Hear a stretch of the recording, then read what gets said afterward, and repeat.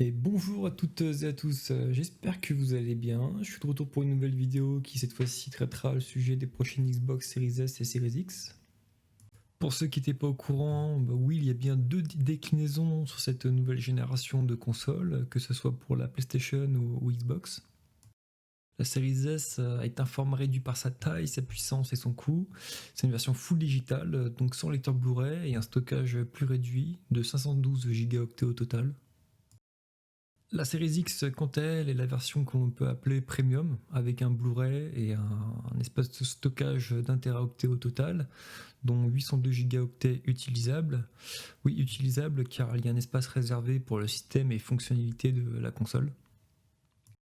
Je voulais faire cette vidéo pour éclairer un peu plus les personnes qui se sentent perdues à l'idée que ces nouvelles Xbox Series seront inutiles à cause de l'arrivée du xCloud.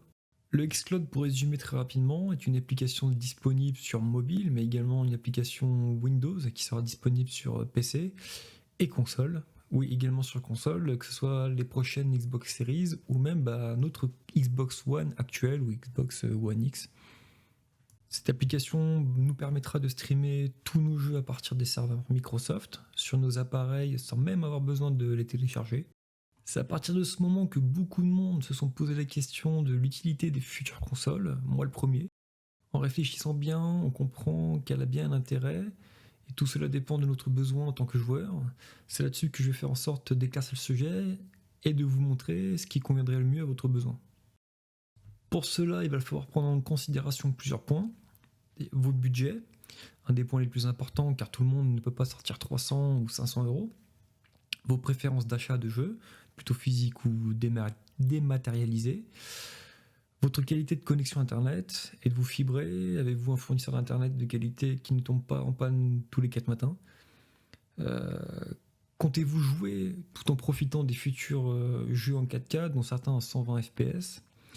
Avez-vous déjà un PC ultra performant? Quel est votre environnement de jeu? Vous êtes plutôt dans lequel vous êtes plus confortable? Derrière un bureau ou dans votre canapé, sur un grand écran? À partir de ces différents critères, l'idée était de faire un schéma permettant de vous rendre compte si oui ou non il serait intéressant pour vous d'acheter une de ces prochaines consoles. Pour commencer, voici un tableau récapitulatif des différentes possibilités pour jouer aux prochains jeux next-gen via l'xCloud. Pour rappel, l'xCloud, c'est un service accessible via une application sur PC, console et mobile et qui permet de jouer aux jeux en stream directement sur les serveurs Microsoft sans avoir les télécharger. Du coup, dans ces listes, on y retrouve l'Xbox One, l'Xbox One X, que l'on a déjà, la nouvelle Xbox Series S avec la nouvelle Series X, et pour finir, le PC. On peut déjà voir une différence de prix selon ce qu'on vise. Je n'ai pas mis les prix pour l'Xbox One car je prends en considération que vous l'avez déjà chez vous. J'ai mis une tranche de 2000 euros pour le PC selon ce qu'on recherche en équivalent d'une Series S ou X, en sachant qu'il est estimé, entre guillemets, que la X serait équivalent à une carte graphique Nvidia RTX 2080 Ti, qui coûte déjà entre 1200 et 1300 euros. En additionnant les autres composants, on arrive minimum à 2000 euros. Sinon, on peut voir la différence de stockage, si ces appareils supportent le physique ou seulement le digital, que bien entendu, ils ont tous accès au xCloud. On peut voir que les résolutions proposées ne sont pas les mêmes. Dans le cas d'un jeu physique, je précise, car avec l'xCloud, les jeux tourneront en résolution de la série X, donc 4K, et le reste dépendra de votre écran.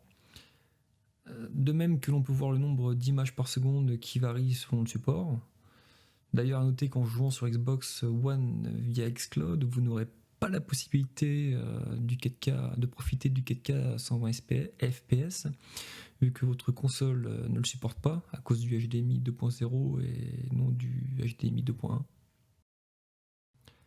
Pour ce qui est du RDNA 2, pour vulgariser l'explication, c'est une nouvelle technologie permettant de jouer avec des jeux plus poussés graphiquement, comme par exemple avec du ray tracing.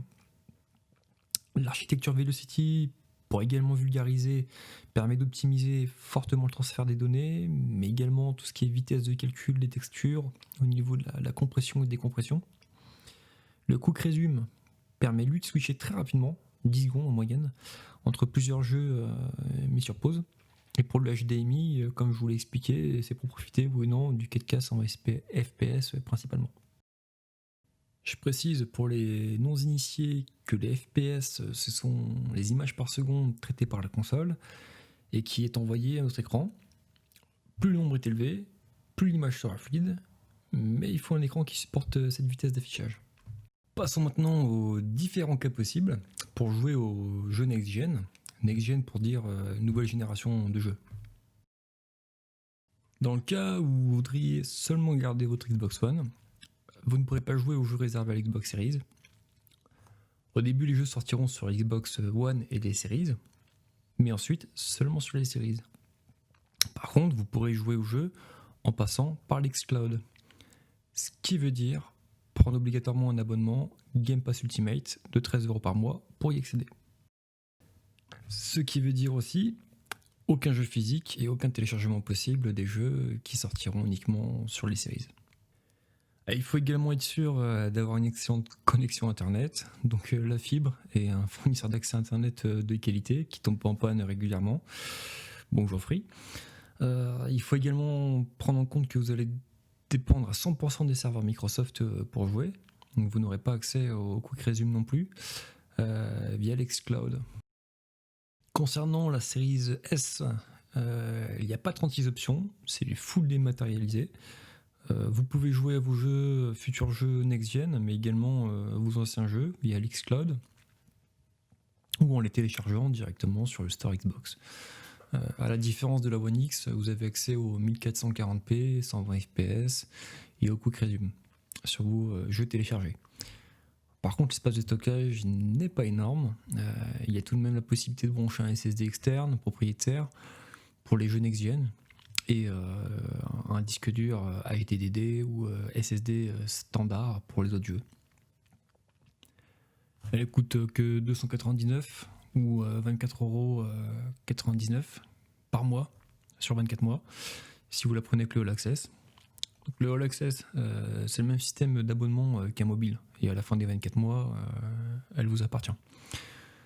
Le All Access, il comprend le prix de la console, plus l'abonnement Game Pass Ultimate inclus.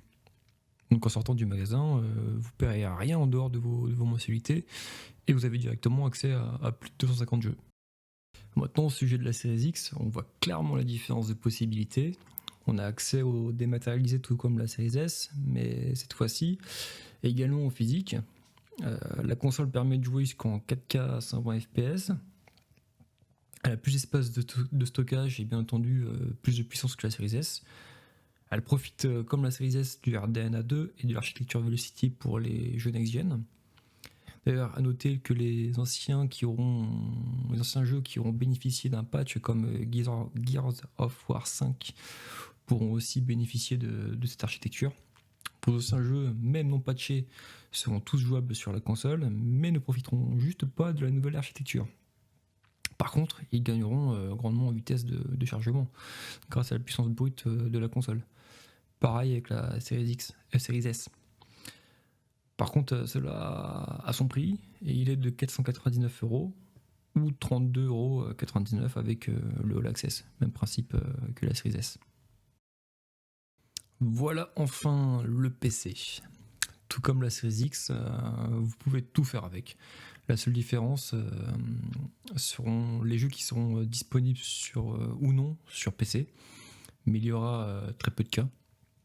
L'avantage avec le PC est de pouvoir faire évoluer facilement dans le temps, que ce soit sur la carte graphique, le processeur ou l'espace de stockage. Par contre, pour avoir un équivalent minimum à une Xbox Series X, ce n'est pas du tout le même prix. Comme je l'ai dit au début, on frôle les 2000€ de composants sur plus clavier, souris, voire manette. Derrière, si on veut profiter de la 4K 120 fps, voire plus sur PC, il faut acheter un moniteur qui est souvent plus cher qu'une télévision 4K 120. Donc pour ce qui est de jouer sur PC, il faut le porte-monnaie bien juteux, et lui il profite pas du All Access. Donc au final, pour résumer, si vous avez une excellente connexion internet et que vous n'êtes pas attaché aux jeux physiques, vous pouvez rester sur votre Xbox One X ou Xbox One ou la Series S pour profiter à 100% de la next génération pour un prix très abordable. Même si vous comptez prendre une PS5, le All Access vous permet de l'avoir plus facilement. Ou sinon juste prendre le Game Pass et jouer sur votre PC. Si vous êtes plutôt physique ou même un peu des deux, il faudra par contre passer sur la Series X ou le PC. Niveau tarif, il n'y a pas photo que la Series X est bien plus intéressante que le PC.